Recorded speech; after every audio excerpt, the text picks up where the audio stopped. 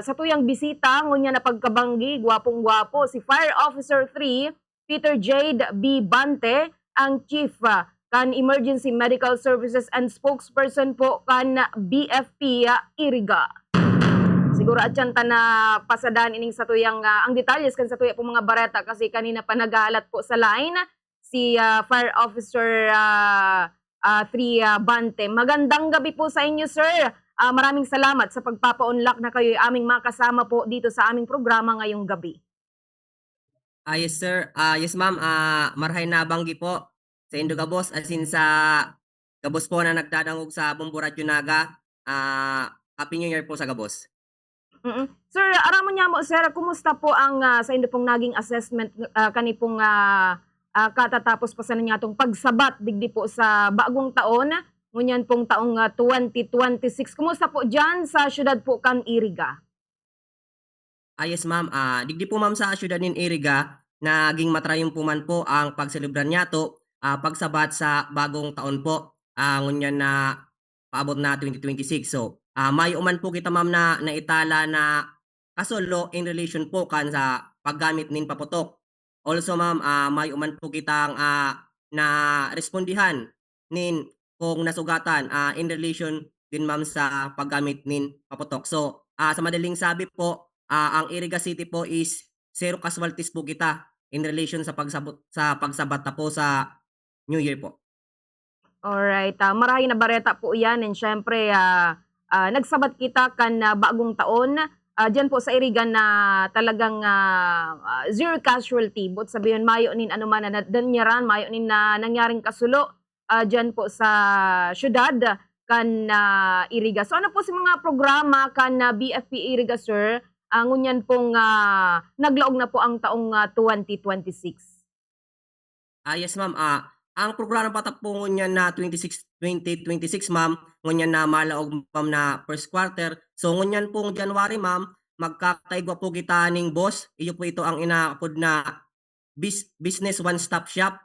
Kung saan po ang mga igwang establishmento ng mga businesses po is duman po sindan magpapa-register nin sa indang business permit kay po indang kuaman digdinin certificate digdi sa Bureau of Fire para po matawan sinda kan business permit hali sa local government unit. So ang business one-stop shop po is kung ano po yan sa January 5 po hanggang sa matapos po last week po ng January. So lahat po ng magre-renew or magpaparegister ng bago nilang business, kailangan po nilang pumunta din po dito sa BFP para makakuha ng certificate. Mismong dyan po mismo sa kumbaga sa BFP Iriga mismo ikukondusir po ining business one-stop shop. Iyo so venue po dyan mismo po sa indo po ning ahensya. Ang pinaka-venue po natin ma'am is nasa Iriga City Hall po. Kasi po ma'am, ang business one-stop shop po is lahat po ng ahensya katulad po ng DTI at ng mga iba-ibang ahensya pa po na kasama sa pagbibigay ng business permit is isahan na lang po para po hindi na sila papunta-punta kung saan po ang ahensya. So mangyayari po yan dun po sa Iriga City Hall po, dun po sa Santa Cruz, Iriga City po. Doon na lang po sila pupunta. Po kanihasta katapusan kan bulan nin Enero. Tama po? Iyo po ma'am. Opo ma'am. Alright. Ano pa po sir sa iba pang programa po kan BFP Iriga?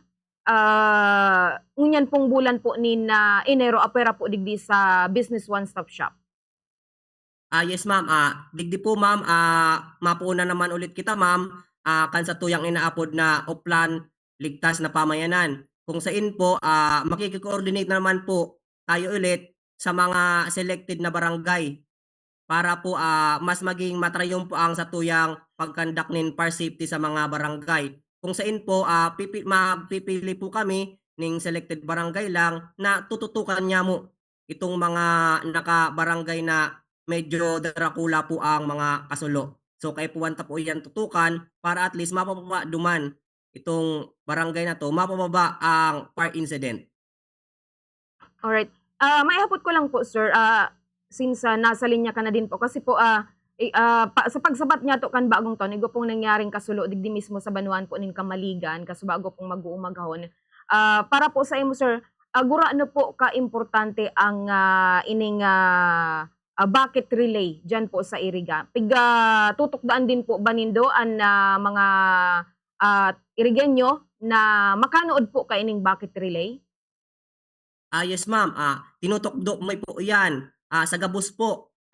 Unang-una po sa mga barangay, sa eskwelahan, sa mga lalong-lalo po sa mga establisyemento pirmi po tabagang tigdunubanan itong mga establisyemento. Pinakaimportante po 'yan na bucket relay kasi po habang wala pa yung fire truck natin, at least, nakakaapula na po sila ng sunog habang paparating pa lang yung ating fire truck. Napakaimportante po ng bucket relay.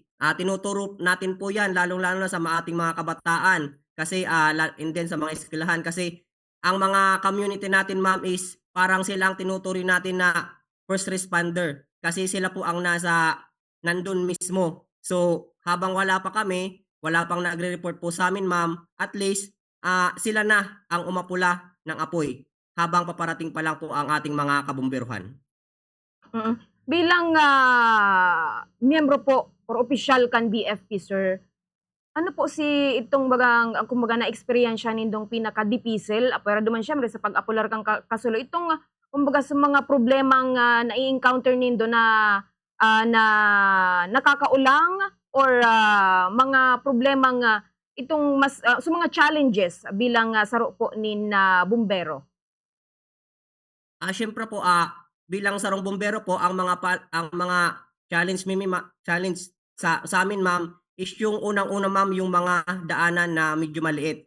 Yung hindi agad ma'am nakakapasok yung mga fire truck natin. Kasi ma'am ang fire truck 'pag hindi yan nakapasok, ibig sabihin niyan kung maglalatag tayo ng hose is mahaba-haba pang hose. Yun po ang pinakauna sa naanuhan natin lalo na po sa mga barangay ma'am na yung mga pathway natin is maliliit lang po. So yun po. Pangalawa po is yung mga, wire po natin na dangling wire, yung mga wire na medyo mabababa. So hindi naman po natin puwedeng basta-basta na lang na sagasaan ang mga wire na nakadangling diyan kasi baka makuryente din po ang mga kasama natin. So pangatlo ma'am is yung siyempre 'pag mga malakihan ma'am na sunog, kailangan din namin ma'am yung tulong na ng ibang fire station para maapula agad ang isang sunog.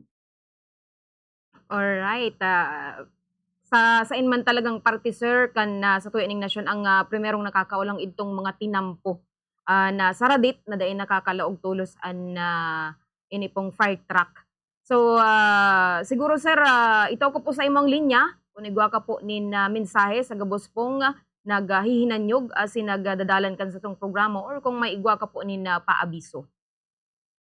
Yes ma'am, sa gabos po na nagdadagog sa Bombo Radyo Naga po, ang Bureau of Fire Protection Iriga City po is nagpapaalala po na mag-ingat po tayo sa susunog ngayon, hindi lang po sa ngayon na selebrar niya tungo niyan sa bagong taon, kundi po sa buong taon po kailangan po nating mag-ingat para din naman po 'yun sa ating mga, sarili at sa ating mga pamilya.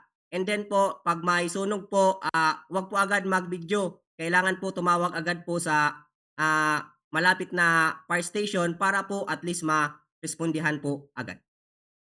Sir, dagdag katanungan lamang po sir. Usually sir, ano po numero 1 nagiging kausa po kasulo? Yes ma'am, sa Samuya ma'am ang pinakaunang kasulo is itong mga napapabayaan po ma'am, napapabayaan na mga nakasaksak, and then itong mga napabayaan na mga niluluto. Kasi ma'am, siguro, yun na nga ma'am ang advice namin ma'am is 'pag hindi naman na ma'am nagagamitin, lalong-lalo na ma'am yung mga ginagamitan ng mga kuryente kung hindi naman na po gagamitin is tanggalin na po sa saksakan. Tanggalin na sa saksakan and then 'wag pong iwanan ang niluluto basta-basta. Yun pa ang ina-advice namin ma'am. Alright. Sir, thank you very much po sir. Maraming salamat po sa inyo pong oras and sa nahiras mo pong impormasyon digdi po sa samuyang programa. Thank you very much. Mabuhay po kayo and Happy New Year. Happy New Year din po ma'am. Salamat po. Yan mga kabom